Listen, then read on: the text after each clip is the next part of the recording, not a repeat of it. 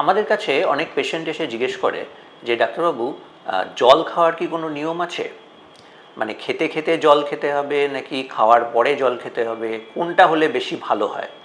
তা এই ব্যাপারে আমি কতগুলো জিনিস বলি। একটা সামান্য জিনিস মাথায় রাখবেন, যখন আপনি খেতে বসে প্রচুর জল খাচ্ছেন খাওয়ার সাথে সাথে, তার ফলে দুটো জিনিস হয়। একটা হচ্ছে আপনার খাদ্যের যে কন্টেন্ট সেটার সাথে সাথে জল একই সাথে পাকস্থলীর মধ্যে ঢুকলো, তার ফলে কিছুক্ষণ পরেই আপনার কিন্তু পাকস্থলী ওভারলোডেড হবে। তার ফলে কী হবে, আপনি কিন্তু খাওয়ার প্রপারলি খেতে পারবেন না।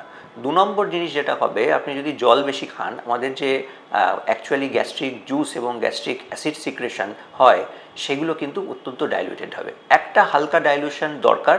মানে আপনি যদি খেতে খেতে বসে অল্প জল খান বা খাওয়ার পরে সামান্য জল খান, সেটা হচ্ছে সব থেকে স্বাস্থ্যকর। তার কারণ তখন ওই গ্যাস্ট্রিক অ্যাসিডগুলো সামান্য লঘু হয় এবং একটু ডাইলুশন হলে ওর কার্যকারিতা অনেক বেড়ে যায়। কিন্তু যদি আপনি প্রচুর পরিমাণে জল খান তাহলে এতটা বেশি ডাইলুশন হবে, একটা তো কন্টেন্টটাকে বাড়িয়ে দেবে, 2 নম্বর এতটা বেশি ডাইলুশন হবে যে আপনার কিন্তু খাওয়ার হজম হওয়ার যে ব্যাপারটা সেটা কিন্তু অনেক কমে যাবে। তার ফলে কি হবে, বেশি ডাইলুশন হওয়ার জন্য আপনার খাদ্য ভালো হজম হবে না, অনেক সময় ফুলনেস মনে হবে, অনেক সময় এটা মনে হতে পারে যে গ্যাস্ট্রিক কন্টেন্টগুলো ওপরের দিকে উঠছে, যেটাকে আমরা হাইপার অ্যাসিডিটি বা গ্যাস্ট্রিক একটা ওপরের দিকে উঠে আসা সমস্যা, মানে সবসময় মনে হচ্ছে গলার দিকে আটকে আছে খাওয়ার বা বেরিয়ে যাবে, বমি হয়ে যাবে, এরকম ধরনের কিছু রিফ্লাক্স হতে পারে।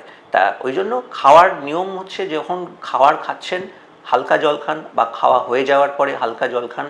ম্যাক্সিমামটা আধ ঘন্টা, যেটা আমাদের গ্যাস্ট্রিক এমটিইং টাইম, খাওয়ারটা একটু নিচের দিকে নামলো, তারপরে আপনি আবার খানিকটা জল খান। এটা কিন্তু বেস্ট অপশান।